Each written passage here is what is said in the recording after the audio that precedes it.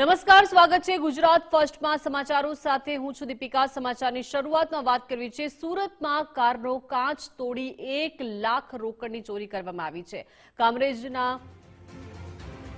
કર્મેશ્વર shopping centre બહાર ઘટના બની છે। પથ્થર વડે કાચ તોડી રૂપિયાની બેગ લઈને ગઠિયો ફરાર થઈ ગયો છે। મહત્વનું છે કે સમગ્ર ઘટનાના સીસીટીવી ફૂટેજ સામે આવ્યા છે। માત્ર 5 મિનિટમાં ગઠિયો કરામત કરીને ભાગી ગયો। સમગ્ર ઘટનાની જાણ કામરેજ પોલીસને કરાઈ છે। પોલીસે સીસીટીવીના આધારે કાર્યવાહી હાથ ધરી છે। તો સુરતના લૂંટની ઘટના સામે આવી છે। ચોરીની ઘટના બની છે જ્યાં કારનો કાચ તોડી 1 લાખ રોકડની ચોરી કરવામાં આવી છે।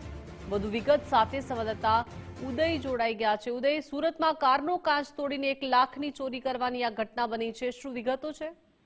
જી બિલકુલ, કામરેજના શોપિંગ ઘટના છે કે જ્યાં શોપિંગ સેન્ટરની બહાર એક કાર પાર્ક કરી હતી। તેમાં બેગમાં પૈસા ભરેલા હતા ત્યારે કારનો કાચ તોડી એક ગઠિયો છે તે 1 લાખ રૂપિયાની રોકડ છે તે લઈને ફરાર થઈ ગયો હતો।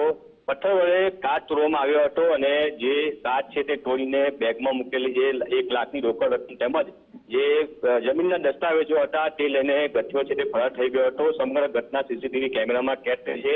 માત્ર 5 મિનિટમાં જ આ ચોરીની ઘટનાને અંજામ આપીને જે ગઠિયો છે તે ફરાર થઈ ગયો છે। હાલ તો કામરેજ પોલીસે ફરિયાદ નોંધી છે। કામરેજ પોલીસે સીસીટીવી ફૂટેજના આધારે તપાસ છે તે હાથ ધરી છે।